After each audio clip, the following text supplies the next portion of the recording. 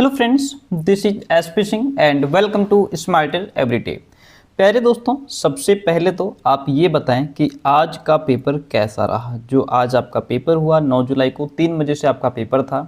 आज का पेपर कैसा रहा ये आप ज़रूर बताएंगे, ठीक है। हर विद्यार्थी से ये हम पूछ रहे हैं कि आज का पेपर कैसा रहा। आपका पेपर अच्छा हुआ, बहुत अच्छा हुआ, और जितनी हमने मेहनत की, जितना हमने पढ़ा, पेपर वहीं से मिला। आप अपनी राय जरूर दें कमेंट में, ठीक है। और कल आपका ये पेपर है, भारत में शिक्षा के समकालीन मुद्दे, concurrent issues of education in India. ये हमारा 1 लीनियर कंटेंट है, और कल भी हमने पेपर फर्स्ट का भी 1 लीनियर जो कंटेंट है वो करा दिया था। और मुझे लगता है 1 घंटा इसमें लगेगा और हम लोग फटाफट से इसको कवर कर लेंगे, ठीक है। इससे ये रहता है कि आप पूरे सब्जेक्ट को एक क्लास में एक साथ कवर करते हैं, ठीक है। और इन क्लासेस का मतलब ये रहता है कि जिस विद्यार्थी ने अभी तक कुछ भी नहीं पढ़ा है, बिल्कुल फ्रेश है, वो भी यदि हमारी ये वीडियो 2 वीडियो, सिर्फ 3 वीडियो, एक तो जो हमने क्वेश्चन बैंक को फुल रिवाइज कराया है, एक वो वीडियो, दूसरी 1 लीनियर वाली वीडियो, तीसरी वीडियो जो हम 500 MCQs कराएंगे मॉर्निंग में 8 बजे वीडियो जो आती है। ये अगर 3 वीडियो जो विद्यार्थी हमारी देख लेता है, उसको इसके अलावा कुछ भी पढ़ने की आवश्यकता नहीं है, वो इतने से ही पास हो जाएगा। आइए शुरू करते हैं चैप्टर फर्स्ट।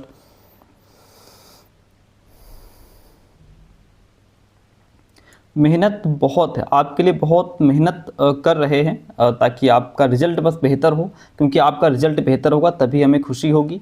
और चलिए फिर शुरू करते हैं। देखिए, डोंट वेस्ट टाइम। प्राथमिक शिक्षा का अर्थ होता है प्रारंभ में दी जाने वाली शिक्षा। प्राथमिक शब्द का अर्थ होता है प्रारंभिक या मुख्य या फिर बुनियादी। प्राथमिक शिक्षा का अर्थ प्रारंभिक शिक्षा या मुख्य शिक्षा या बुनियादी शिक्षा होता है। इतनी बात क्लियर है। 6 से 14 वर्ष तक की अवस्था जो है बालकों के लिए महत्वपूर्ण बुनियादी अवस्था मानी जाती है। आपसे क्वेश्चन पूछ लेगा कि किस वर्ष से किस वर्ष तक की जो अवस्था है वो बालकों के लिए महत्वपूर्ण बुनियादी अवस्था मानी जाती है, तो वह है 6 से 14 वर्ष तक की अवस्था। ओके। प्राथमिक शिक्षा संपूर्ण शैक्षिक व्यवस्था का प्रथम सोपान है। जो प्राथमिक शिक्षा है यह संपूर्ण शैक्षिक व्यवस्था का प्रथम सोपान है। 5 वर्ष की उम्र तक के बच्चों का जो मस्तिष्क है वह 90% डेवलप हो चुका होता है। सन 1937 में गांधी जी ने बुनियादी शिक्षा की राष्ट्रीय शिक्षा योजना प्रस्तुत की थी। कब? 1937 में, जिसमें 7 से 17 वर्ष की आयु वर्ग के बालकों की कक्षा 1 से 8 तक की शिक्षा को अनिवार्य और निःशुल्क करने का प्रस्ताव भी किया गया था। प्राथमिक विद्यालयों से जुड़ी कक्षा 6 से कक्षा 8 तक की शिक्षा को उच्च प्राथमिक शिक्षा कहा जाता है। और उच्च प्राथमिक हमारी कक्षा 1 से 5 तक आएगी। माध्यमिक विद्यालयों से जुड़ी कक्षा 6 से 8 तक की शिक्षा को निम्न माध्यमिक शिक्षा कहते हैं। राष्ट्रीय शिक्षा नीति 1986 में जिस शैक्षिक संरचना को निर्धारित किया गया वो 10+2+3 थी 1986 की। इस संरचना के अनुसार 5 वर्ष का प्राथमिक स्तर, 3 वर्ष का उच्च प्राथमिक स्तर और 2 वर्ष का हाई स्कूल स्तर रहेगा। यही हमारा 5 3 8 2 10 साल ये होते हैं, ठीक है। 10 साल, 5 वर्ष का प्राथमिक हो गया, 3 वर्ष का उच्च प्राथमिक हो गया, ठीक है। 6 7 8 हो गया, और 2 वर्ष का हाई स्कूल यानी कि 9+10 इसमें आ गया। ये कक्षा 1 से 5 तक हो गया, ये 6 7 8 हो गया। अब ये 5 3 और 2, 5 3 8 2 10 साल ये हो गए, ठीक है। अब +2 को समझ लीजिए। इसके पश्चात 2 वर्ष का उच्चतर माध्यमिक स्तर अर्थात इंटरमीडिएट स्तर, और उसके बाद 3 वर्ष का स्नातक पाठ्यक्रम होगा। ये स्ट्रक्चर था जो है कि राष्ट्रीय शिक्षा नीति 1986 का। नई राष्ट्रीय शिक्षा नीति 2020 में स्कूली शिक्षा के लिए जिस शैक्षणिक संरचना को निर्धारित किया गया है वो 5334, यह 3 से 18 वर्ष तक की आयु वाले बच्चों को शामिल करता है। 5 वर्ष की आधारभूत, इसमें क्या है, इसमें 3 साल का प्री प्राइमरी स्कूल और ग्रेड 1 2 इंक्लूड किया गया है। 3 वर्ष की प्रिपरेटरी स्टेज है, ग्रेड 3 4 5 इसमें आ जाएगा। 3 वर्ष की मध्य या उच्च माध्यमिक अवस्था है, ग्रेड 6 7 8 इसमें इंक्लूड होता है। 4 वर्ष की उच्च यानी कि माध्यमिक अवस्था है, ग्रेड 9 10 11 12 इसमें आ जाता है। वैदिक काल की 4 लाइनें समझ लीजिए, वैदिक काल, बौद्ध काल, मध्यकाल, ये आप फर्स्ट पेपर में बहुत अच्छे से समझ चुके हैं। ठीक है, थोड़ा थोड़े टॉपिक्स मैच करते हैं, जैसे एनईपी 2020 फर्स्ट में भी है, सेकंड में भी है, थर्ड में भी है, ठीक है। और ये वैदिक बौद्ध काल ये आपका फर्स्ट में भी है, सेकंड में भी है, तो आप यहाँ पे भी इसको प्रिपेयर रखेंगे। वैदिक काल में शिक्षा गुरुकुलों में दी जाती थी। बालक की शिक्षा का आरंभ 5 वर्ष की अवस्था में उपनयन संस्कार से होता था। शिक्षा का माध्यम संस्कृत था। शिक्षा प्रणाली मौखिक थी। बौद्ध काल में शिक्षा मठों और विहारों में दी जाती थी। प्राथमिक शिक्षा का जो आरंभ है वो पब्जा यानी कि प्रवज्य संस्कार से होता था। शिक्षण प्रणाली मौखिक ही थी। शिक्षा का माध्यम लोक भाषा यानी कि पाली था। प्रसिद्ध चीनी यात्री वेनसोंग ने लिखा है कि प्राथमिक शिक्षा के अंतर्गत बालकों को 6 माह तक सिद्धिरस्तु का अध्ययन कराया जाता था। मुस्लिम काल की बात करें तो मुस्लिम काल में प्राथमिक शिक्षा मक्तबों में दी जाती थी। सर किसमें? मुस्लिम काल में प्राथमिक शिक्षा जो है वह मक्तबों में दी जाती थी। मक्तबों में मुल्ला मौलवी शिक्षण कार्य करते थे। मक्तब में प्रवेश के समय बिस्मिल्लाह की रस्म अदा कराई जाती थी। मक्तब में प्रवेश लिपि का ज्ञान कराया जाता था। मक्तब में सबसे पहले किसका ज्ञान कराया जाता था? लिपि का ज्ञान कराया जाता था। मक्तबों में उच्चारण और लिखने पर विशेष बल था। किस पर? उच्चारण और लिखने पर विशेष बल दिया जाता था। भारत में आधुनिक प्राथमिक शिक्षा आरंभ करने का श्रेय ईसाई मिशनरियों को जाता है। प्रसिद्ध समाज सुधारक राजा राममोहन राय ने सन 1819 में कलकत्ता में कलकत्ता विद्यालय समाज की स्थापना की और 1857 में भारत में अंग्रेजों के विरुद्ध क्रांति हुई। 1859 में सरकार ने प्राथमिक शिक्षा कर लगाया था। 1882 में विलियम हंटर की अध्यक्षता में भारतीय शिक्षा आयोग की नियुक्ति की गई। 1899 में लॉर्ड कर्जन भारत का वायसराय बन करके आया था। इतनी बात क्लियर होती है।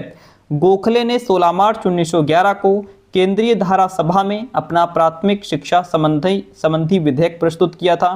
सन 1926 में असम में प्राथमिक शिक्षा को अनिवार्य बनाने के लिए अधिनियम पारित किया गया। 1937 में 11 प्रांतों में उत्तरदायी सरकारों की स्थापना करके स्थानीय स्वशासन की नींव भी रखी गई थी। 1 जुलाई 1957 को अखिल भारतीय प्राथमिक शिक्षा परिषद की स्थापना इसमें की गई थी। आगे बढ़ते हैं। फर्स्ट चैप्टर हमारा होता है कंप्लीट। चैप्टर सेकंड आपके सामने है। शिक्षा के 3 स्तर माने गए हैं: प्राथमिक स्तर, माध्यमिक स्तर और उच्च स्तर। माध्यमिक शिक्षा के अंतर्गत 14 से 18 वर्ष के बालक और बालिकाएं कक्षा 9 से 12 तक की शिक्षा प्राप्त करते हैं। कक्षा 9 और 10 को उच्च माध्यमिक, 11-12 को उच्चतर माध्यमिक स्तर कहा जाता है। ध्यान दीजिएगा, पॉइंट को नोट कीजिएगा कि शिक्षा के 3 स्तर माने गए हैं: प्राथमिक, माध्यमिक, उच्च हो गया। अब इसमें माध्यमिक शिक्षा के अंतर्गत हमारा 14 से 18 वर्ष के बालक बालिकाएं आते हैं जो 9 से 12 साल तक की शिक्षा प्राप्त करते हैं। 9 से 12 तक की, ठीक है, 9, 10, 11, 12। फिर 9 और 10 को उच्च माध्यमिक, फिर 11 और 12 को उच्चतर माध्यमिक स्तर कहा जाता है। कार्टर वी गुड के अकॉर्डिंग माध्यमिक शिक्षा का वो समय है जो सामान्यतः 14 से 18 वर्ष के आयु वर्ग के बालकों के लिए होता है। कार्टर वी गुड के अकॉर्डिंग यह स्टेटमेंट दिया गया है। भारत सरकार ने भारतीय शिक्षा पर समग्र रूप से विचार करने के लिए सन 1964 में डॉक्टर दौलत सिंह कोठारी की अध्यक्षता में भारतीय शिक्षा आयोग का गठन किया था। भारत में माध्यमिक शिक्षा के विकास को 2 भागों में विभाजित किया जा सकता है। एक तो स्वतंत्रता प्राप्ति के पूर्व माध्यमिक शिक्षा हो गई, दूसरा स्वतंत्रता प्राप्ति के बाद माध्यमिक शिक्षा हो गई। सन 1852 में देश में मान्यता प्राप्त प्राथमिक विद्यालयों की संख्या 32 थी। स्वतंत्रता प्राप्ति के बाद ताराचंद समिति ने माध्यमिक विद्यालयों को बहुमुखी बनाने की संस्तुति की थी। क्या? बहुमुखी बनाने की संस्तुति की थी। राष्ट्रीय शैक्षिक अनुसंधान एवं प्रशिक्षण परिषद एनसीईआरटी ने 1975 में the curriculum for the 10 year school नामक दस्तावेज तैयार किया था। Point to be noted, point note कीजिए। The curriculum for the 10 year school नामक दस्तावेज जो है वो 1975 में एनसीईआरटी ने तैयार किया था। परीक्षाओं और मूल्यांकन का उद्देश्य छात्रों की शैक्षणिक उपलब्धियों और बौद्धिक प्रगति की जांच करना है। आगे बढ़ेंगे। पॉइंट कहता है, लगभग आधी शताब्दी से परीक्षा को भारतीय शिक्षा का एक निकृष्टतम तत्व स्वीकार किया गया है, ऐसा राधाकृष्णन आयोग कहता है। वर्तमान परीक्षा प्रणाली छात्रों की मानसिक और साहित्यिक उपलब्धियों की ही जांच करती है, इसमें विश्वसनीयता का अभाव है, ऐसा मुदालियर आयोग की तरफ से कहा गया है। NEP 2020 के अकॉर्डिंग माध्यमिक स्तर की शिक्षा से संबंधित कुछ महत्वपूर्ण अनुशंसाएं हैं, जैसे जहां तक संभव हो कम से कम कक्षा 5 तक शिक्षा का माध्यम घर की भाषा, मातृभाषा, स्थानीय भाषा या फिर क्षेत्रीय भाषा होगी। और देखिए ये पॉइंट्स हैं, बहुत अच्छे समझिए, कहीं से भी पूछ लेगा आपसे। त्रिभाषा फॉर्मूले को लागू किया जाना जारी रहेगा, त्रिभाषा चलती रहेगी। हालांकि 3 भाषा के फॉर्मूले में लचीलापन रखा जाएगा। लचीलापन का मतलब उसमें ज़रूरत पड़ने पर कुछ संशोधन हो सके, और किसी भी राज्य पर कोई भाषा थोपी नहीं जाएगी कि भैया यही भाषा अपनाओ। बच्चों द्वारा सीखी जाने वाली 3 भाषाओं के विकल्प राज्यों, क्षेत्रों और निश्चित रूप से छात्रों के स्वयं के होंगे, जिनमें से कम 3 में 2 भारतीय भाषाएं होनी चाहिए। मिडिल स्कूल पर कोडिंग संबंधी गतिविधियां आरंभ की जाएंगी। कक्षा 6 से 8 के सभी विद्यार्थी शिक्षा ग्रहण करने की अवधि में 10 दिन के बस्ता रहित पीरियड में भाग लेंगे। 10 दिन जो स्कूल रहेगा उसमें बैग नहीं लेकर के जाना है। तब वे स्थानीय व्यावसायिक विशेषज्ञ जैसे बढ़ई है, माली है, कुम्हार आदि के साथ प्रशिक्षु के रूप में काम करेंगे। विश्वविद्यालय प्रवेश परीक्षा संपूर्ण देश में एक समान होगी। इसे राष्ट्रीय परीक्षण एजेंसी यानी नेशनल टेस्ट एजेंसी के द्वारा साल में 2 बार करवाया जाएगा। छात्रों की प्रगति के मूल्यांकन तथा छात्रों को अपने भविष्य से जुड़े निर्णय लेने में सहायता प्रदान करने के लिए कृत्रिम बुद्धिमत्ता यानी आर्टिफिशियल इंटेलिजेंस जो है AI आधारित सॉफ्टवेयर का प्रयोग यहाँ पे किया जाएगा। और बुनियादी सुविधाओं से वंचित क्षेत्रों एवं समूहों के लिए बालक बालिका समावेशी कोष और विशेष शिक्षा जोन की स्थापना भी इसमें की जाएगी। यहाँ तक बात क्लियर होती है। चैप्टर 3 को समझते हैं। देखिए उच्च शिक्षा का अर्थ है ऊंची शिक्षा, अर्थात शैक्षिक संरचना के विभिन्न स्तरों में सबसे ऊंचे स्तर की शिक्षा।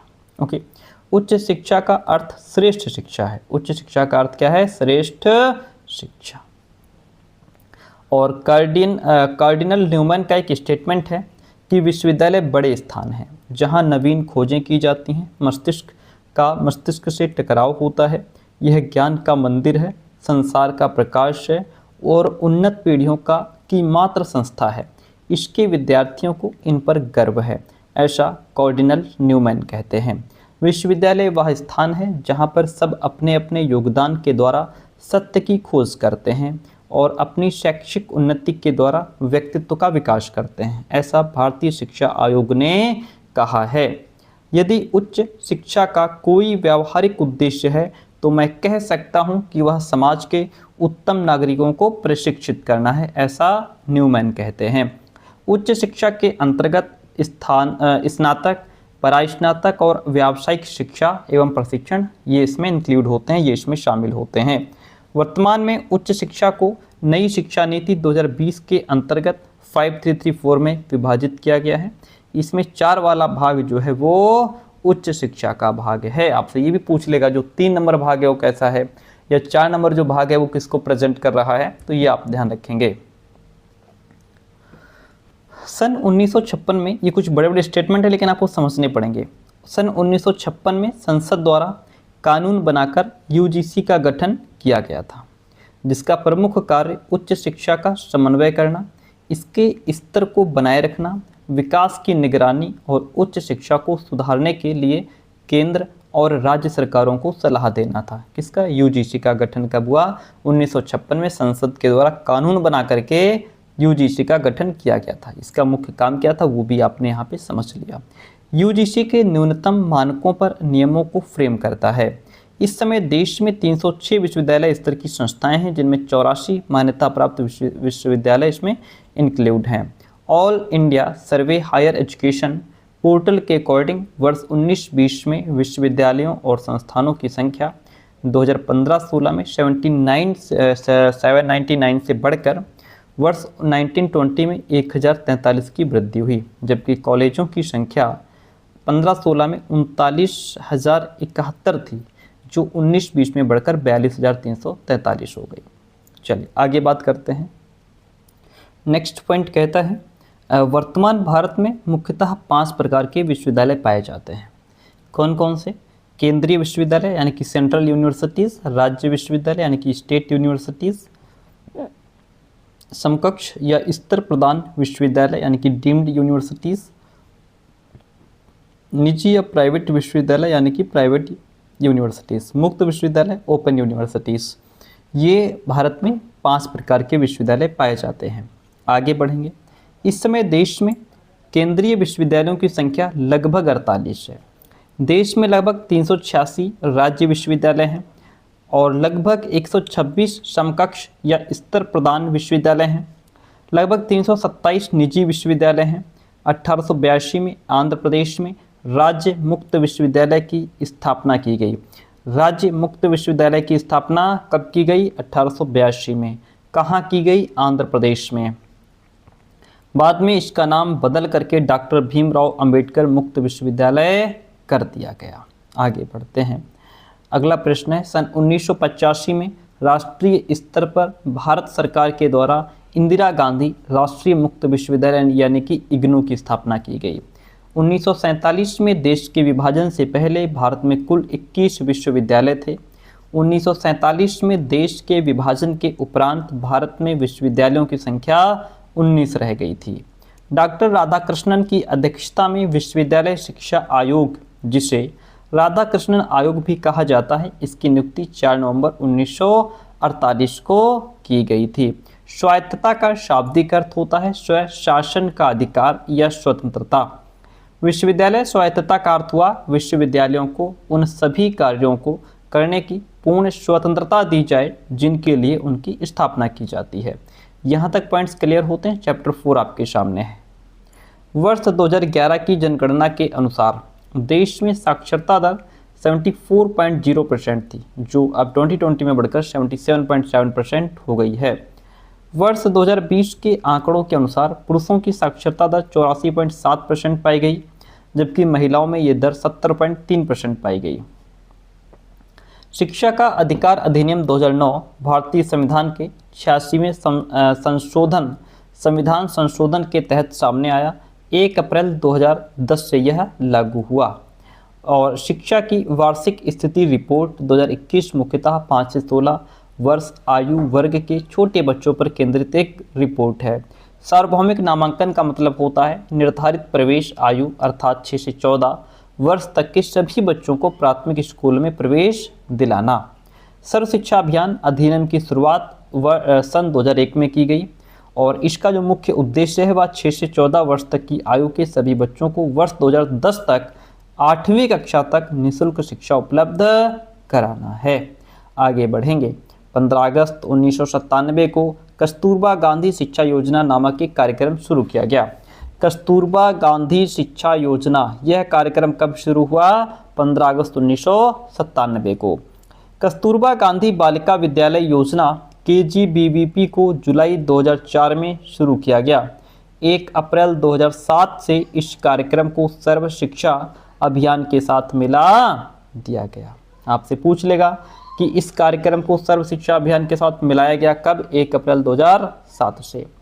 महिला समाख्या योजना की जो शुरुआत है वह 1989 में की गई थी। महिला समाख्या योजना 1999।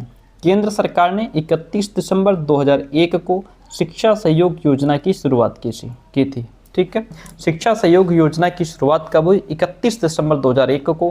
किसने की? केंद्र सरकार ने की।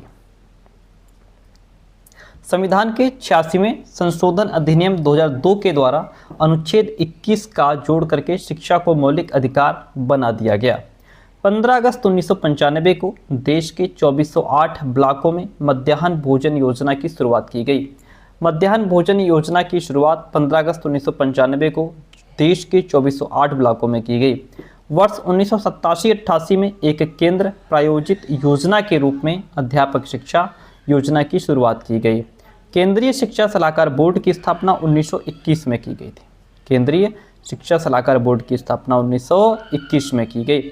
समग्र शिक्षा अभियान वर्ष 18-19 में प्रस्तावित किया गया था। ये जो पॉइंट्स हैं इनको एकदम रटते चलिए, बहुत कंसंट्रेट होकर पढ़ेंगे तभी आप इनको याद रख पाएंगे। समग्र शिक्षा अभियान 2.0 को केंद्र सरकार द्वारा 4 अगस्त 2021 को मंजूरी प्रदान की गई है।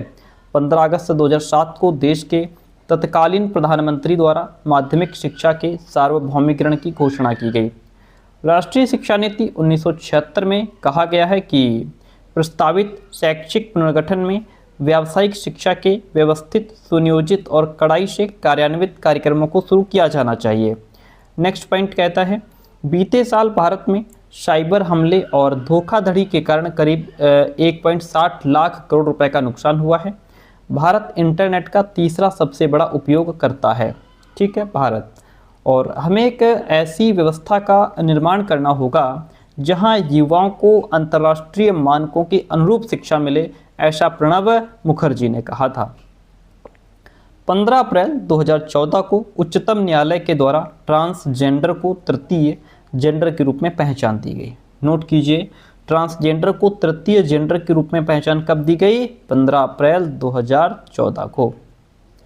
5 दिसंबर 2019 को राष्ट्रपति से मंजूरी मिलने के बाद ट्रांसजेंडर के अधिकारों को कानूनी मान्यता भी मिल गई। ट्रांसजेंडर के अधिकारों को कानूनी मान्यता 5 दिसंबर 2019 को मिली। आगे बढ़ेंगे। केरल में पहला ट्रांसजेंडर स्कूल स्थापित किया गया।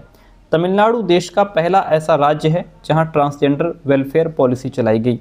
तमिलनाडु। भारत में विभिन्न स्तरों की शिक्षा का उद्देश्य निश्चित करने का काम सबसे पहले वुड के घोषणा पत्र 1854 ने किया था। प्रतिभा पलायन का क्या अर्थ होता है?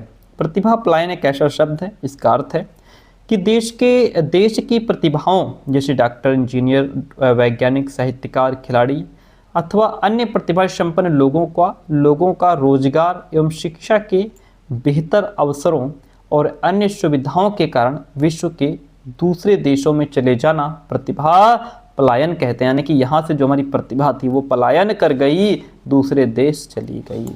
आगे बढ़ते हैं। चैप्टर 5 आपके सामने है। चैप्टर 5 कहता है कि अध्यापक जो है वह व्यक्ति, समाज और राष्ट्र का निर्माता है। कौन? अध्यापक। उत्तम शिक्षा के कार्यक्रम का नियोजन शिक्षकों की योग्यता पर निर्भर है। उत्तम शिक्षा के कार्यक्रम का नियोजन किस पर? शिक्षकों की योग्यता पर निर्भर है। शिक्षक की व्यावसायिक योग्यता और कला की दक्षता पर उत्तम कोटि का शिक्षण अपेक्षित होना चाहिए। उत्तम कोटि के शिक्षण के द्वारा बालक के व्यक्तित्व का सर्वांगीण विकास किया जा सकता है। जब उत्तम कोटि की टीचिंग होगी, उत्तम कोटि का शिक्षण होगा तो बालक के व्यक्तित्व का सर्वांगीण विकास हो जाएगा। वर्तमान समय में भारत में शिक्षक शिक्षा को राष्ट्रीय शिक्षक शिक्षा परिषद NCTE के द्वारा विनियमित किया जाता है। ये बहुत अहम पॉइंट है, समझिए। NCTE को 1993 में वैधानिक दर्जा प्रदान किया गया। 1993 में वैधानिक दर्जा प्राप्त होने के बाद NCTE समय समय पर अपने विनियमों में संशोधन भी करती रही। सर्वप्रथम 1993 में इन्हें प्रस्तुत करने के बाद सन 2005, 7, 9 में इनमें परिवर्तन करके अपडेट कर दिया गया। सन 2014 में इसे परिवर्तित किया गया। उसके बाद जून 2017 में भी शिक्षक शिक्षण संस्थानों में काम कर रहे शिक्षकों की शैक्षणिक योग्यता को लेकर फिर से NCTE ने नए मापदंड नॉर्म्स को प्रस्तुत किया था।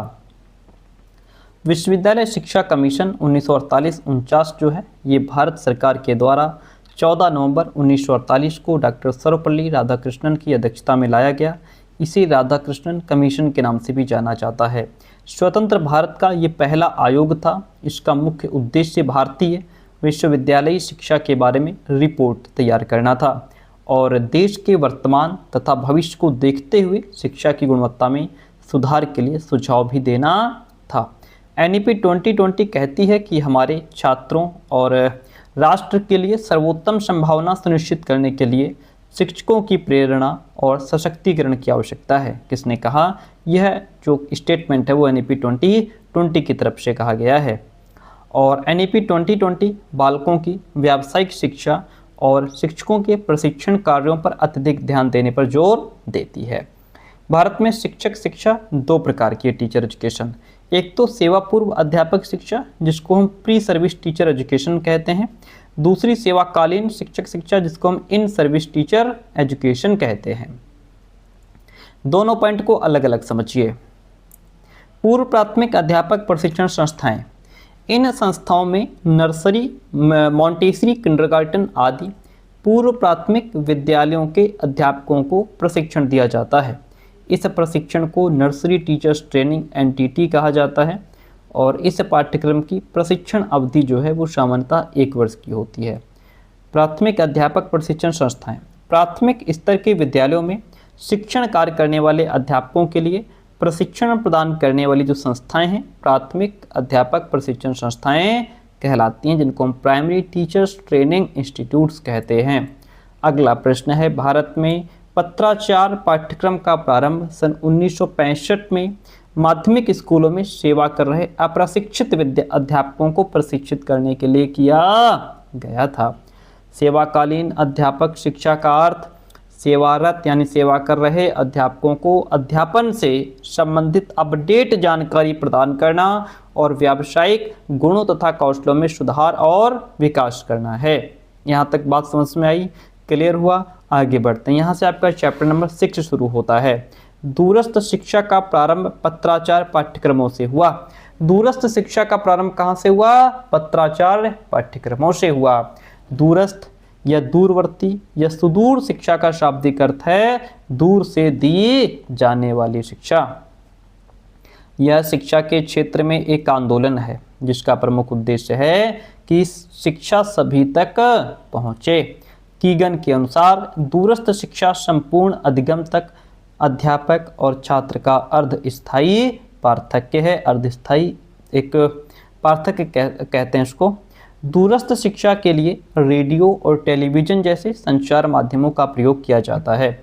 इसमें ज्ञान ऊपर से थोपा नहीं जाता है बल्कि छात्र अपनी इच्छा अनुसार आंतरिक प्रेरणा से इसमें अध्ययन करते हैं। ठीक है, दूरस्थ शिक्षा में ज्ञान थोपा नहीं जाता, मन होगा तो पढ़ेंगे, नहीं मन होगा बंद करके रख देंगे। ठीक है, और संयुक्त राज्य अमेरिका में पत्राचार संस्था की स्थापना के लिए 1873 में सबसे पहले प्रयास किया गया था। क्वींसलैंड विश्वविद्यालय 1911 में पत्राचार के माध्यम से उच्च शिक्षा प्रदान कर रहा है। क्वींसलैंड जो विश्वविद्यालय है वो पत्राचार के माध्यम से ही ऊंची शिक्षा यानी कि उच्च शिक्षा हायर एजुकेशन प्रदान कर रहा है। यूके ओपन यूनिवर्सिटी विश्व का प्रथम मुक्त विश्वविद्यालय है। अगर आपसे विश्व का प्रथम ओपन यूनिवर्सिटी पूछ ले देन यूके ओपन यूनिवर्सिटी, जिसकी स्थापना 1969 में हुई थी। ओपन यूनिवर्सिटी की कल्पना सन 1963 में ग्रेट ब्रिटेन में हेराल्ड विल्सन के द्वारा की गई थी। पाकिस्तान में अल्माना इकबाल विश्वविद्यालय की स्थापना सन 1974 में हुई। ठीक है, पाकिस्तान में है अल्लामा इकबाल यूनिवर्सिटी की स्थापना सन 1974 में हुई, जिसका स्थान एशियाई मुक्त विश्वविद्यालयों में सबसे आगे है। श्रीलंका मुक्त विश्वविद्यालय सन 1980 में सेवारत विद्यार्थियों को हायर एजुकेशन प्रदान करने के लिए स्थापित किया गया था। श्रीलंका मुक्त विश्वविद्यालय 1980 में।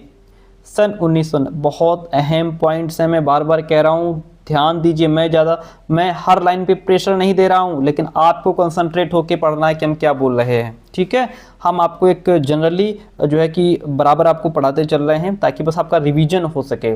ठीक है, हर लाइन में मैं बार बार जोर नहीं दे रहा हूँ, हर लाइन पे आप अपना जोर दीजिए, आप कंसंट्रेट रहिए, वरना मैं हर लाइन में यही कहूँ कि मुक्त विश्वविद्यालय की कल्पना 1963 में हुई या श्रीलंका मुक्त विश्वविद्यालय सन 1980 में हुआ। कहाँ हुआ, कब हुआ? 1980 में हुआ।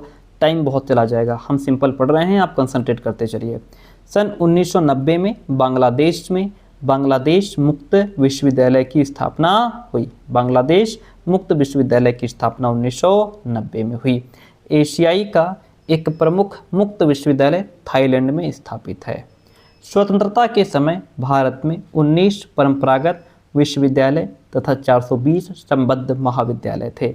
दिल्ली यूनिवर्सिटी ने सन 1962 में पत्राचार्य पाठ्यक्रम आरंभ किए थे। कब? 1962 में दिल्ली यूनिवर्सिटी ने पत्राचार पाठ्यक्रम पंजाबी विश्वविद्यालय पटियाला ने सन 1968 में पत्राचार कार्यक्रम निदेशालय की स्थापना की थी।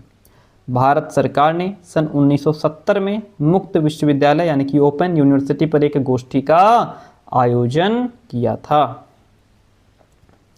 प्रोफेसर जी राम रेड्डी की अध्यक्षता में गठित विशेषज्ञ कमेटी ने सन 1982 में आंध्र प्रदेश में राज्य मुक्त विश्वविद्यालय की स्थापना की। बाद में आंध्र प्रदेश मुक्त विश्वविद्यालय का नाम बदल करके doctor Bhimrao Ambedkar open university उसका नाम रख दिया गया।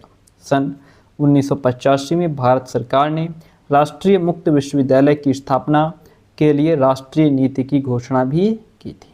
1985 में संसद में राष्ट्रीय मुक्त विश्वविद्यालय की स्थापना के लिए अधिनियम पारित किया गया। कब? 1985 में 20 सितंबर 1985 को इंदिरा गांधी राष्ट्रीय मुक्त विश्वविद्यालय यानी कि इग्नू की स्थापना हो ही गई।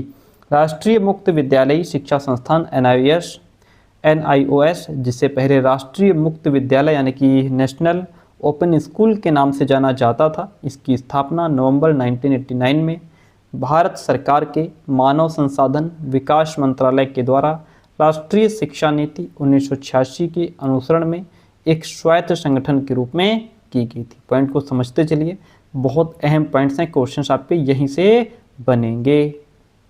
पॉइंट कहता है, चैप्टर आपका 7 है ये। पॉइंट कहता है कि तकनीकी शिक्षा व्यावसायिक शिक्षा का एक अंग है। व्यावसायिक शिक्षा का तात्पर्य उस शिक्षा से है जो व्यक्ति को किसी कार्य या व्यवसाय से संबंधित तकनीकी प्रशिक्षण प्रदान करती है, ताकि यानी कि तकनीकी प्रशिक्षण जो है कि टेक्निकल ट्रेनिंग देती है उसको, ताकि वह उस व्यवसाय के द्वारा अपना जीविकोपार्जन कर सके। 1882 में हंटर आयोग ने सबसे पहले तकनीकी और व्यावसायिक शिक्षा पर बल दिया। आपसे क्वेश्चन पूछ लेगा, किस आयोग ने सबसे पहले तकनीकी और व्यावसायिक शिक्षा पर बल दिया? तो वह हंटर आयोग था। सन 1887 में बम्बई में विक्टोरिया जुबली टेक्निकल इंस्टीट्यूट की स्थापना की गई थी। 1917 में बनारस विश्वविद्यालय में विश्वविद्यालय स्तर पर सबसे पहले मैकेनिकल, इलेक्ट्रिकल और मेटलर्जी की शिक्षा की व्यवस्था की गई थी। 1937 में वुड एबट समिति की नियुक्ति हुई। कब? 1937 में वुड एबट समिति की नियुक्ति हुई, जिसने तकनीकी और व्यावसायिक शिक्षा के विषय में महत्वपूर्ण सुझाव दिए थे। 30 नवंबर 1945 को अखिल भारतीय तकनीकी शिक्षा समिति यानी कि all India committee of technical education की स्थापना की गई। आगे पॉइंट को नोट करते चलिए। देखिए ये क्या है, बहुत इंपॉर्टेंट लाइन थी, आपने ध्यान दिया कि नहीं? AICTE यानी कि all India committee of technical education 30 नवंबर 1945। मार्च 1947 में वैज्ञानिक मानव समिति साइंटिफिक मैन पावर की नियुक्ति की गई। तकनीकी शिक्षा के अंतर्गत उस समस्त प्रकार की शिक्षा को सम्मिलित किया जा सकता है जिसके द्वारा किसी व्यक्ति को जीविकोपार्जन के लिए तकनीकी प्रशिक्षण मिलता है। सन 1948-49 में विश्वविद्यालय शिक्षा आयोग ने भी विज्ञान एवं तकनीकी शिक्षा के विकास के लिए महत्वपूर्ण सुझाव दिए थे और इस दिशा में सबसे पहले 1951 के यूनेस्को के द्वारा भारत को विदेशी अनुदान भी प्राप्त हुआ, जिसका लाभ समस्त सूची प्रौद्योगिकी संस्थानों ने उठाया था। 1952-53 में माध्यमिक शिक्षा आयोग द्वारा तकनीकी शिक्षा के विकास के लिए बहुउद्देशीय विद्यालय स्थापित करने का सुझाव भी दिया गया। 1941 में दिल्ली पॉलिटेक्निक स्कूल खोला गया। ठीक है, दिल्ली में पॉलिटेक्निक स्कूल 1941 में खोला गया और 1905 में एक कमेटी का निर्माण किया गया था जिसका काम तकनीकी शिक्षा का विकास करना था। यहाँ पे कुछ अहम पॉइंट्स हैं। व्यावसायिक शिक्षा की जिम्मेदारी जिन संगठनों को सौंपी गई है उनमें से कुछ के नाम इस प्रकार हैं। जैसे NCERT का नाम, पूरा नाम क्या है? राष्ट्रीय शैक्षिक अनुसंधान प्रशिक्षण परिषद। राज्य शैक्षिक अनुसंधान और प्रशिक्षण परिषद को जो है संक्षेप में SCERT कहते हैं। अखिल भारतीय तकनीकी शिक्षा परिषद को संक्षेप में AICTE कहते हैं, जैसे जो अभी हम ऊपर आपको ऑल इंडिया कमेटी करके पढ़ा रहे थे। शिक्षता प्रशिक्षण का क्षेत्रीय निदेशालय, इसको संक्षेप में RDAT कहते हैं। केंद्रीय कर्मचारी प्रशिक्षण और अनुसंधान संस्थान, इसको संक्षेप में CSTARI कहते हैं। फोरमैन प्रशिक्षण संस्थान, इसको हम शॉर्ट में FTI कहते हैं। उच्च प्रशिक्षण संस्थान यानी कि ATI, औद्योगिक प्रशिक्षण संस्थान यानी कि ITI। राष्ट्रीय व्यावसायिक व्यापार प्रशिक्षण परिषद NCTVT कहलाता है। केंद्रीय शिक्षता परिषद, इसको CAL कहते हैं। रोजगार और प्रशिक्षण निदेशालय, इसको DENT कहते हैं। तथा राज्य व्यावसायिक और व्यापार प्रशिक्षण परिषद को STVT कहते हैं। आगे बढ़ेंगे, अगला देखिएगा। प्रथम पंचवर्षीय योजना में तकनीकी शिक्षा पर 23 करोड़ रुपए खर्च करने की व्यवस्था की गई थी। द्वितीय पंचवर्षीय योजना में तकनीकी शिक्षा पर 49 करोड़ रुपए खर्च करने की व्यवस्था की गई। तृतीय पंचवर्षीय योजना 1961 से 66 के बीच में तकनीकी शिक्षा पर 142 करोड़ रुपए खर्च करने की बात की गई, जो कुल शिक्षा खर्च करने का 25% था। चतुर्थ पंचवर्षीय योजना 1969 से 74 में तकनीकी और व्यावसायिक शिक्षा पर 253 करोड़ रुपए खर्च करने की बात हुई। पांचवी पंचवर्षीय योजना जो कि 74 से 79 के बीच में थी, इसमें तकनीकी और व्यावसायिक शिक्षा पर 164 करोड़ रुपए की धनराशि निर्धारित की गई थी। छठी पंचवर्षीय योजना 1980 से 85 में तकनीकी और व्यावसायिक शिक्षा पर 278 करोड़ रुपए खर्च करने की व्यवस्था हुई। सातवीं पंचवर्षीय योजना 1985 से 90 में तकनीकी और व्यावसायिक शिक्षा के प्रसार और उसकी प्रोग्रेस के लिए 681.79 करोड़ रुपए खर्च करने का प्रावधान किया गया। आठवीं पंचवर्षीय योजना 1992 से 97 में तकनीकी एवं व्यावसायिक शिक्षा के विकास के लिए 824 करोड़ रुपए खर्च करने की व्यवस्था की गई।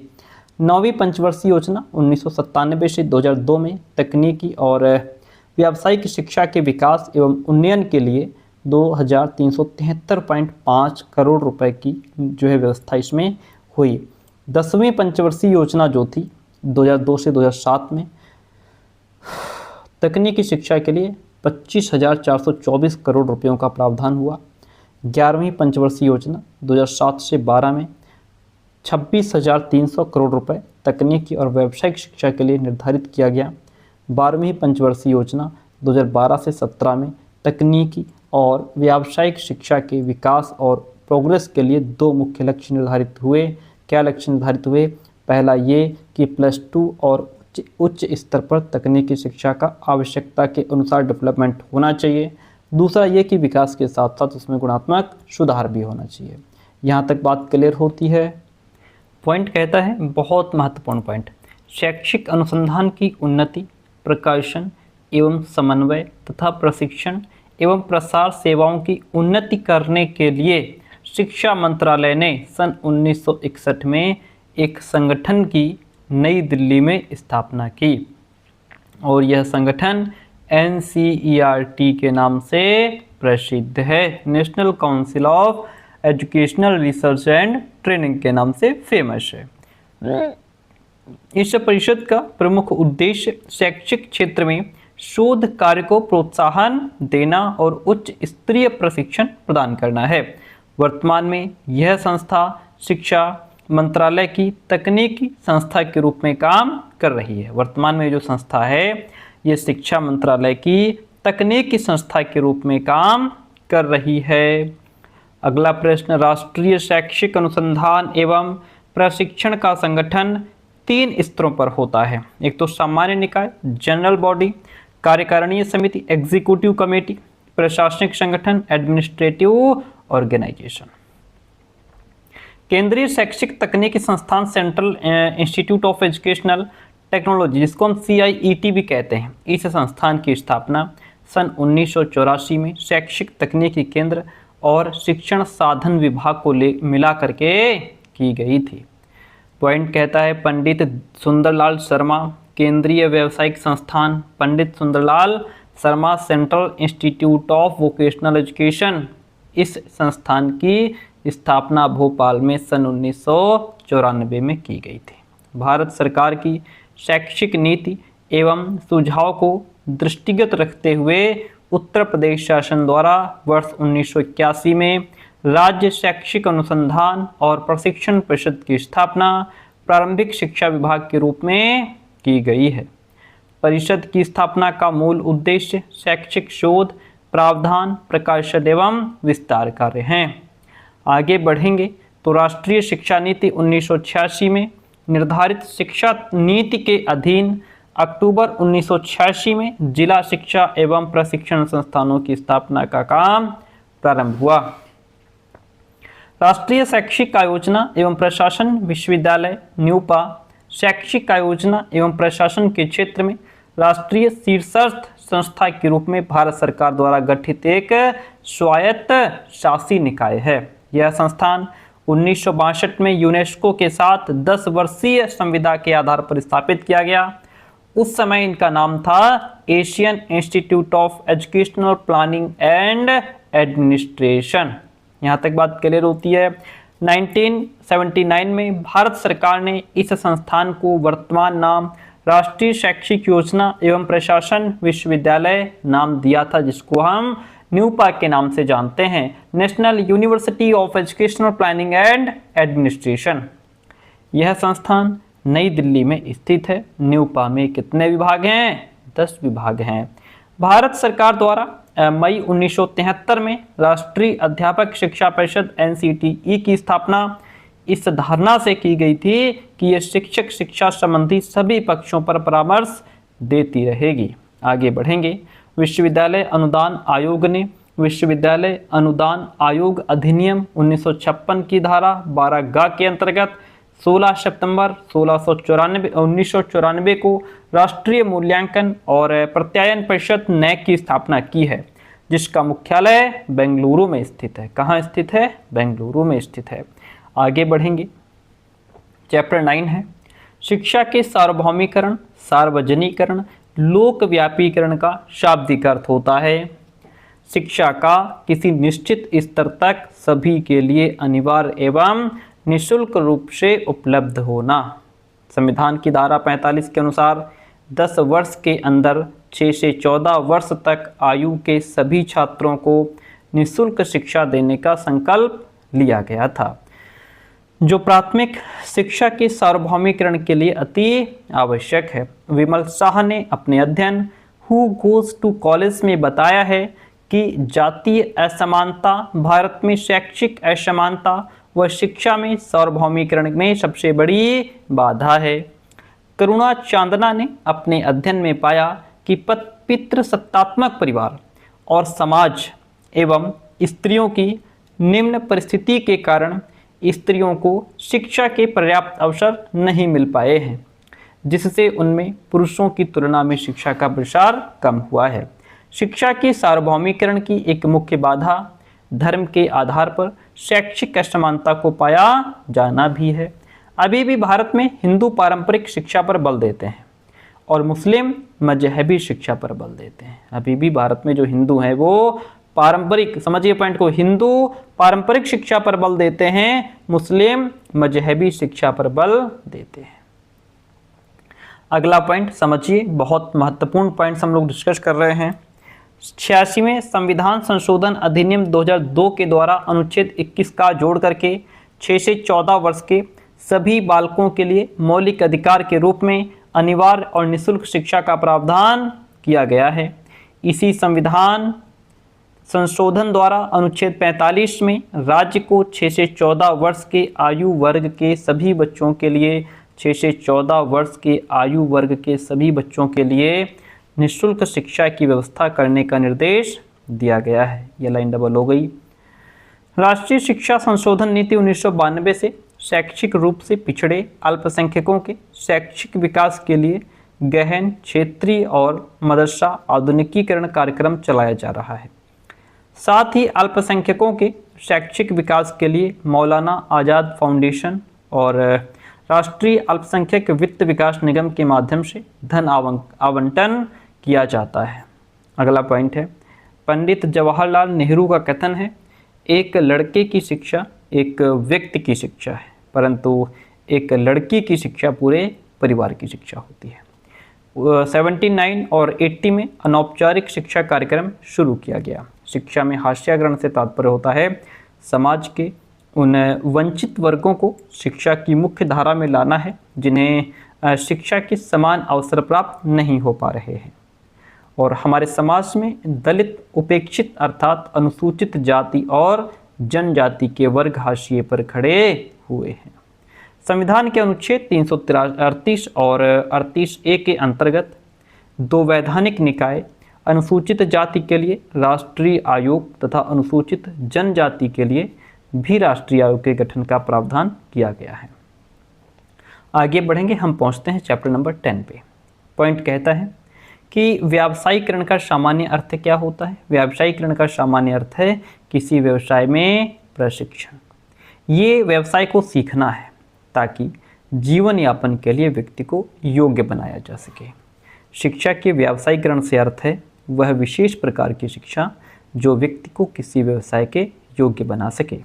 गांधी जी का कथन है, शिक्षा बेरोजगारी के विरुद्ध एक प्रकार का बीमा होना चाहिए। ऋग्वेद में इस बात के प्रमाण मिलते हैं कि प्राचीन भारत प्राविधिक और व्यावसायिक क्षेत्र में अग्रणी था। किसमें मिलते हैं? प्राचीन भारत प्राविधिक और व्यावसायिक क्षेत्र में अग्रणी था। ऐसा सोर्स कहाँ से मिलता है प्रमाण? ऋग्वेद से। मुगल सम्राटों के संरक्षण के कारण भारत ने प्राविधिक और व्यावसायिक क्षेत्र में काफ़ी उन्नति की।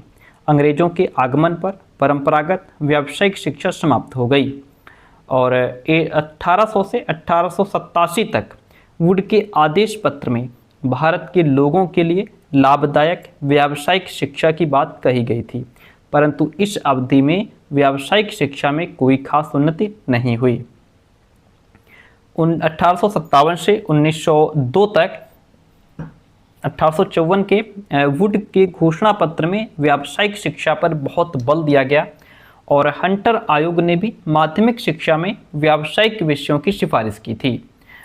1902 से 47 तक की बात करें तो सन 1904 में association for the advancement of scientific and industrial education की स्थापना की गई और 1905 से 17 के बीच वस्त्र उद्योग, बर्तन बनाना, चर्म शोधन और दियासलाई, कांच का सामान, चीनी, पेंसिल, कागज़ आदि का व्यवसाय सीखने के लिए छात्रवृत्तियाँ भी यहाँ पे दी जाती थी।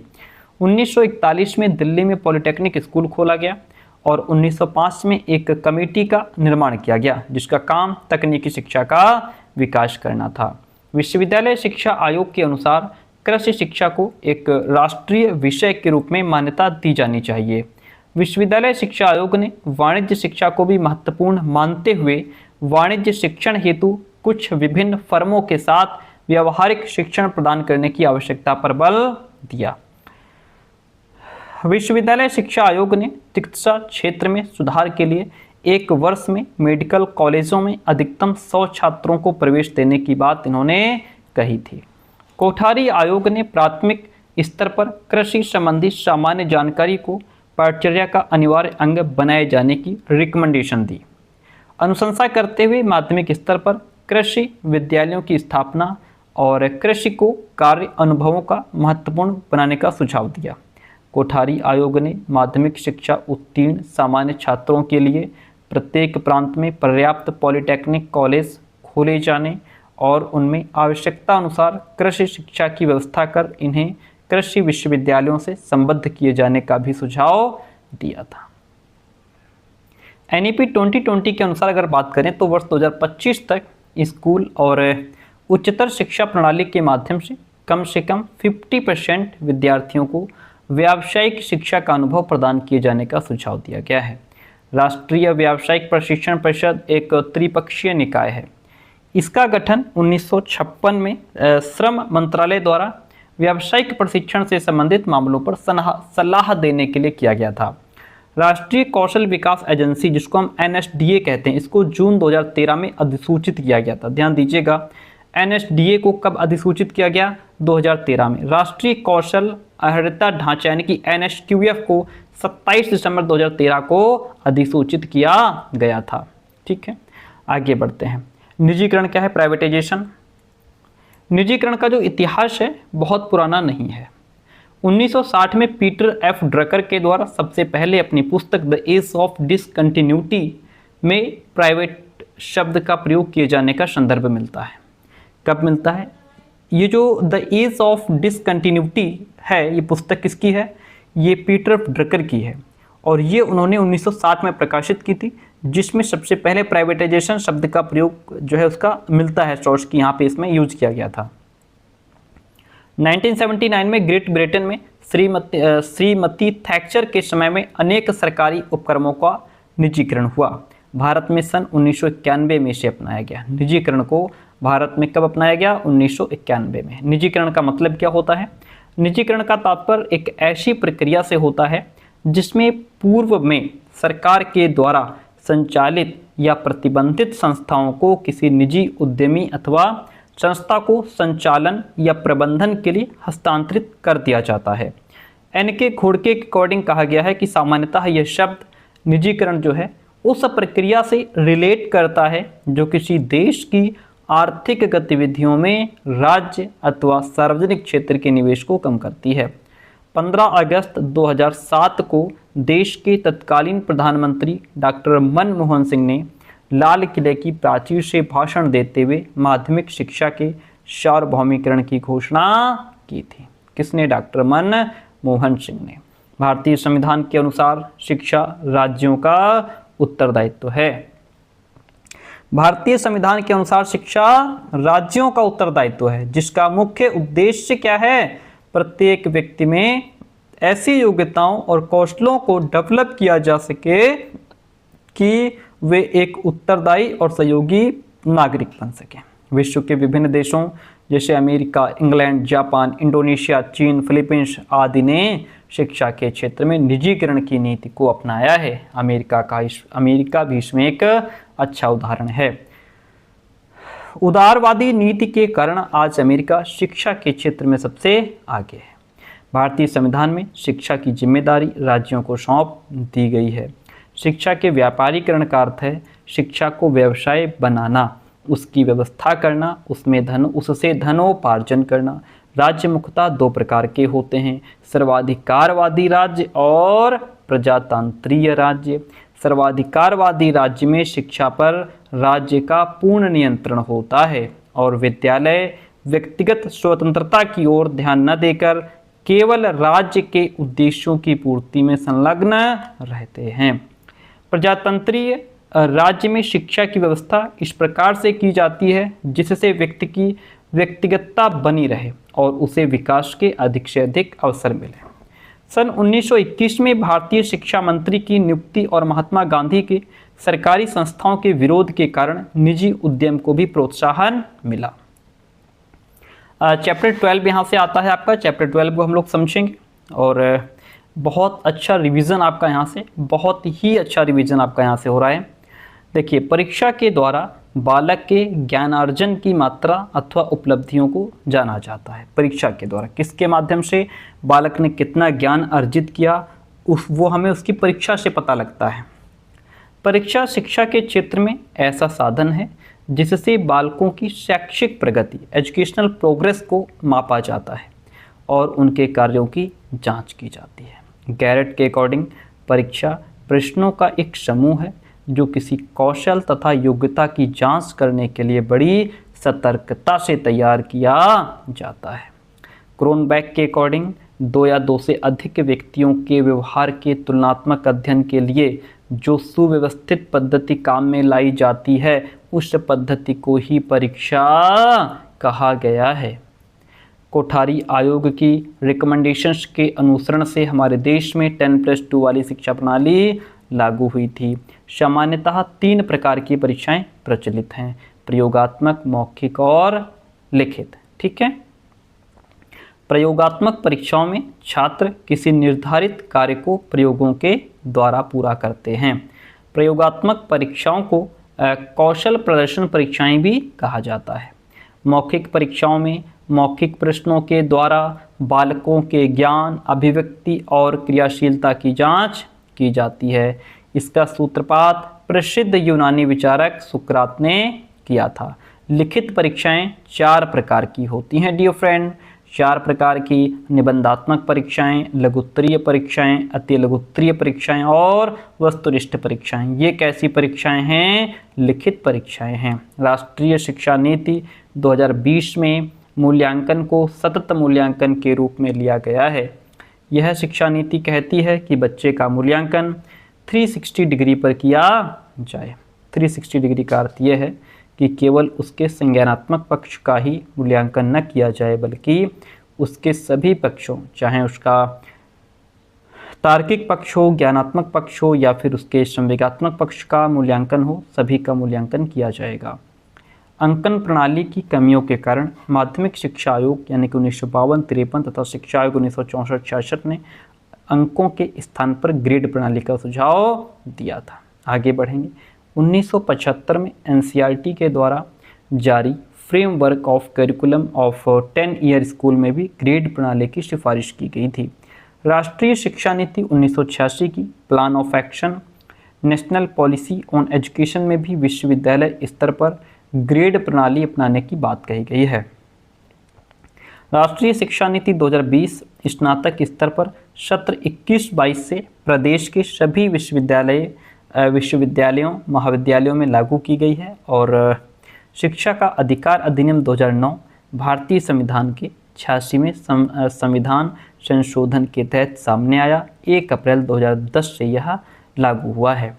अब यहाँ से हमारा चैप्टर नंबर 13 शुरू होता है। देखिए, सरकार ने शिक्षा के सभी पहलुओं पर व्यापक विचार करने के लिए 1964 में शिक्षा आयोग का गठन किया था।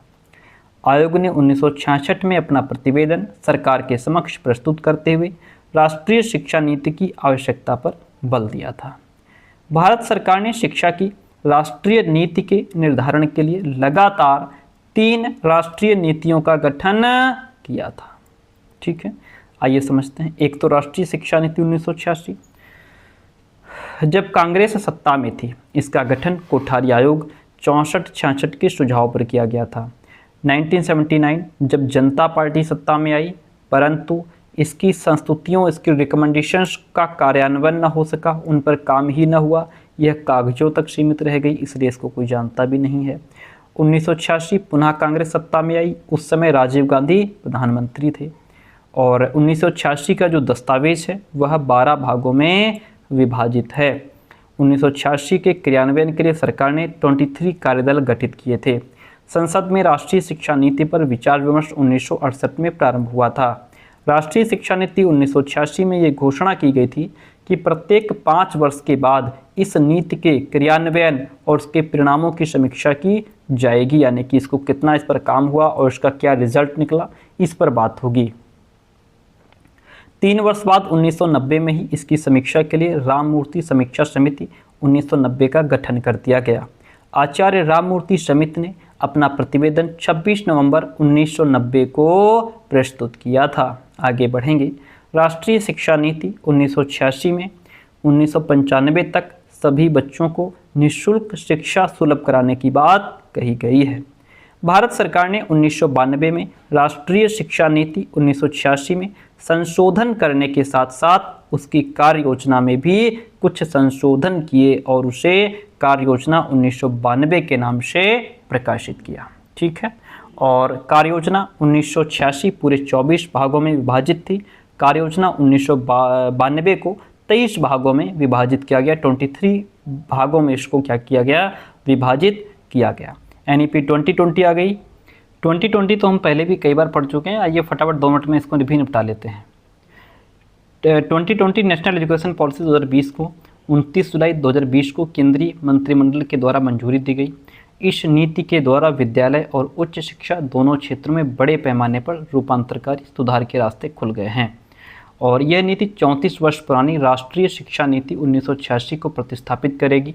इस राष्ट्रीय शिक्षा नीति में भारत के द्वारा 2015 में अपनाए गए सतत विकास एजेंडा 2030 के लक्ष्य 4 यानी कि सतत विकास लक्ष्य 4 में परिलक्षित वैश्विक शिक्षा विकास के एजेंडे को अपनाया गया है, जिसके अनुसार विश्व में 2030 तक सभी के लिए समावेशी और समान गुणवत्ता युक्त शिक्षा सुनिश्चित करने और जीवन पर्यंत शिक्षा के अवसरों को बढ़ावा दिए जाने के लक्ष्य को ध्यान में रखा गया है।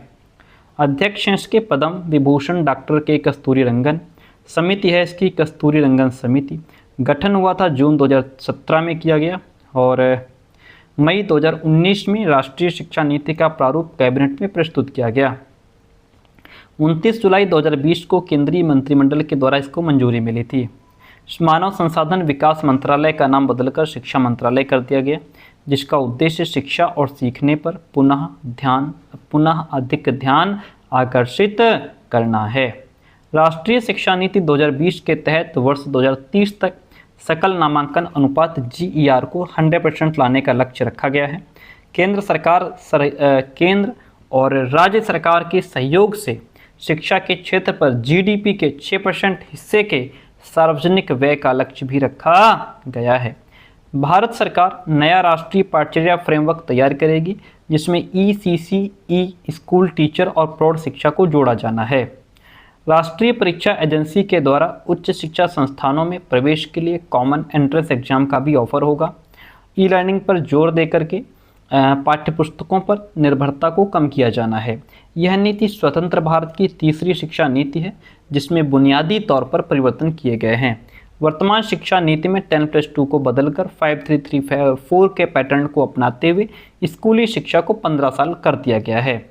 आगे बढ़ेंगे तो हमें इसकी चारों स्टेज मिलती हैं, जैसे फाउंडेशन स्टेज। फाउंडेशन स्टेज को 3 से 8 साल तक के बच्चों के लिए तैयार किया गया है, जिसमें 3 साल की प्री स्कूल, 2 साल की स्कूली शिक्षा कक्षा 1 और 2 शामिल है। प्रिपरेटरी स्टेज में 8 साल से 11 साल तक के बच्चों को शिक्षा प्रदान की जाएगी, जिसमें कक्षा 3 से 5 तक के बच्चों को शामिल किया जाएगा। मिडिल स्टेज, इसमें कक्षा 6 से 8 तक के बच्चों को शामिल किया जाएगा। सेकेंडरी स्टेज में कक्षा 9 से 12 तक की कक्षा के बच्चों को शामिल किया जाएगा। अभी तक भारत में डीम्ड राज्य और सेंट्रल विश्वविद्यालय के लिए अलग अलग नियम थे, अब सबके लिए नियम जो हैं वो समान होंगे। तो ये देखिए, पॉइंट को समझिए। राष्ट्रीय शिक्षा नीति 2020 के तहत 3 साल से 18 साल तक के बच्चों को शिक्षा का अधिकार कानून 2009 के अंतर्गत रखा गया है। इससे पहले 6 से 14 वर्ष तक के आयु के बच्चों को मुफ्त एवं अनिवार्य शिक्षा का प्रावधान रखा गया था।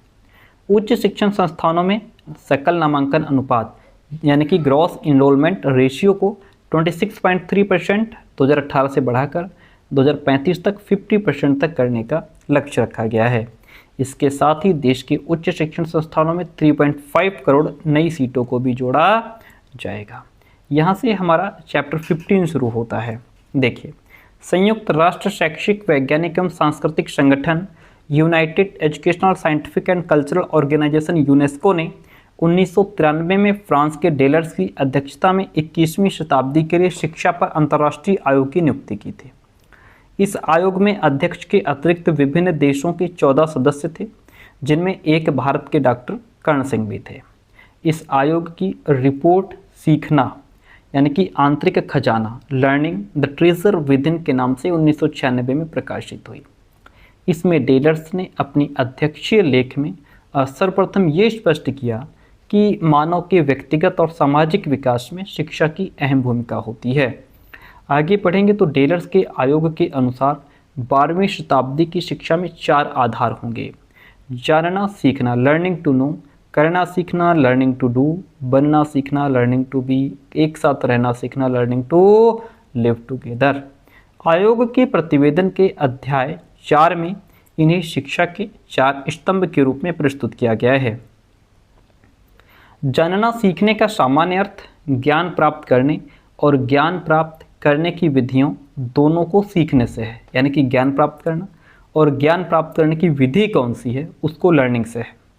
डेलर्स आयोग के अनुसार हम जितना अधिक ज्ञान अर्जित करेंगे, अपने पर्यावरण के अनेक पहलुओं को उतना अधिक हम समझ पाएंगे। करना सीखना, सीखने का यह स्तंभ सीखने वाले के लिए व्यावहारिक स्किल्स पर जोर देता है, अतः यह व्यावसायिक तकनीकी शिक्षा और कार्य कौशल प्रशिक्षण से जुड़ा हुआ है। बनना सीखना, इस प्रकार की सीखने की संकल्पना सबसे पहले यूनेस्को की 1972 की रिपोर्ट में की गई थी। आगे बढ़ेंगे। इस डेलर्स रिपोर्ट में बनना सीखने का अर्थ है मानव बनना सीखना, जिसे ज्ञान, कौशलों और मूल्यों के अर्जन के द्वारा व्यक्तित्व के बौद्धिक, नैतिक, सांस्कृतिक और भौतिक आयामों के समन्वित विकास के द्वारा अर्जित किया जाए। एक साथ रहने से तात्पर्य संसार के समस्त व्यक्तियों के एक साथ रहने से है, एक दूसरे का सहयोग करने से है और शांति के साथ भी रहने से है। अगला चैप्टर आपके सामने है।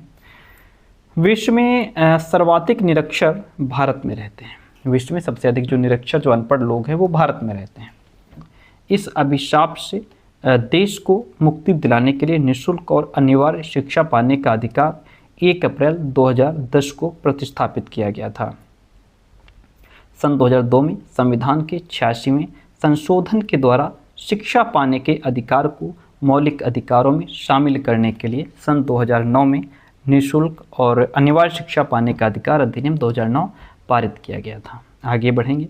शिक्षा अधिकार विधेयक को संसद ने 4 अगस्त 2009 को मंजूरी प्रदान की थी। शिक्षा अधिकार विधेयक को संसद ने कब मंजूरी प्रदान की? 4 अगस्त 2009 को। और 1 अप्रैल 2010 से शिक्षा का अधिकार कानून लागू हुआ। इस अधिनियम के अनुसार 6 से 14 वर्ष तक के उम्र के सभी बच्चों को निःशुल्क और अनिवार्य प्राथमिक शिक्षा पाने का अधिकार होगा।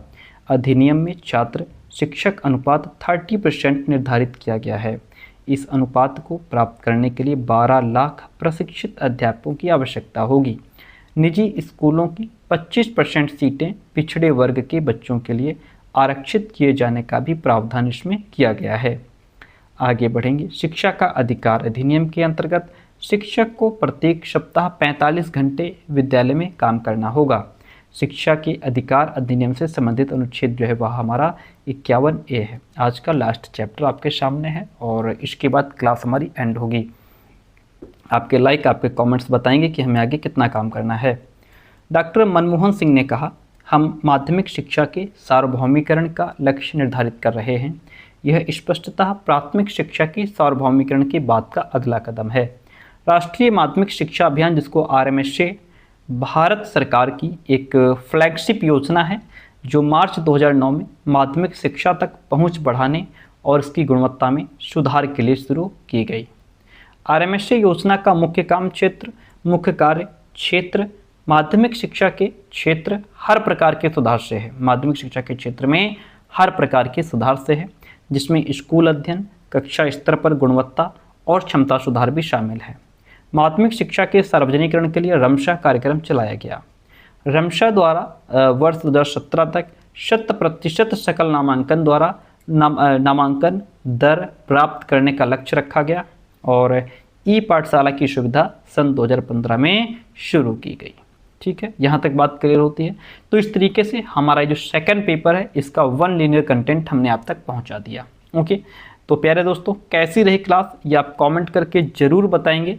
और आपको जो सुबह 7 बजे 500 MCQs 500 प्रश्नों का सुपर फास्ट रिवीजन मिलेगा।